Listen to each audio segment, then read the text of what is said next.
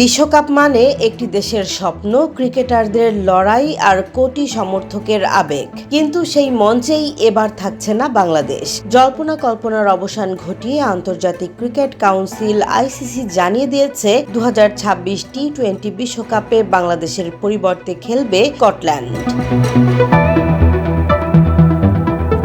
শনিবার প্রকাশিত এক সংবাদ বিজ্ঞপ্তিতে আইসিসি জানায়, নির্ধারিত সূচি অনুযায়ী ভারতে খেলতে অস্বীকৃতি জানানোয় বাংলাদেশকে এবারের টি-20 বিশ্বকাপ থেকে বাদ দেয়া হয়েছে। ভারত ও শ্রীলঙ্কার যৌথ আয়োজনে টুর্নামেন্ট শুরু হচ্ছে আগামী 7 ফেব্রুয়ারি।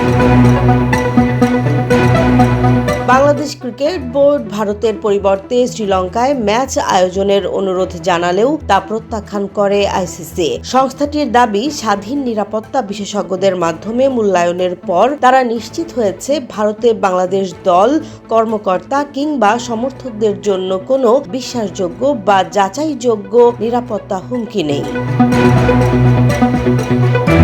চলতি বছরের 3 জানুয়ারি উগ্রপন্থীদের হুমকির মুখে মোস্তাফিজুর রহমানকে আইপিএল থেকে বাদ দেওয়ার ঘটনার পর ভারত সফর নিয়ে উদ্বেগ বাড়ে। এই প্রেক্ষাপটে বিসিবি এবং বাংলাদেশের অন্তর্বর্তীকালীন সরকার খেলোয়াড়দের নিরাপত্তা নিয়ে শঙ্কা প্রকাশ করে।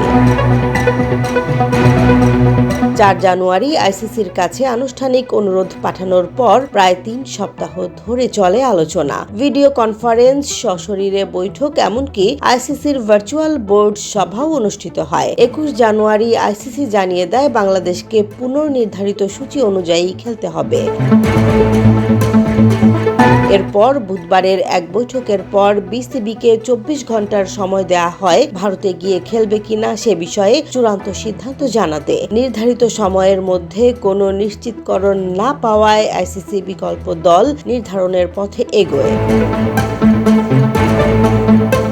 টি-20 বিশ্বকাপে জায়গা না পাওয়া দলগুলোর মধ্যে সর্বোচ্চ র্যাঙ্কিং থাকায় স্কটল্যান্ডকে বাংলাদেশের পরিবর্তে খেলতে আমন্ত্রণ জানানো হয়। সি গ্রুপে এখন স্কটল্যান্ড খেলবে ওয়েস্ট ইন্ডিজ, ইংল্যান্ড, নেপাল ও ইতালির বিপক্ষে।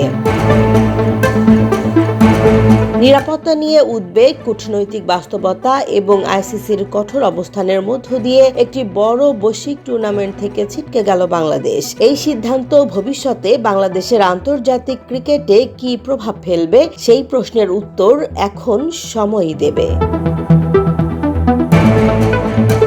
জেসমিন জাহান, নিউজ ডেস্ক, জনবাণী।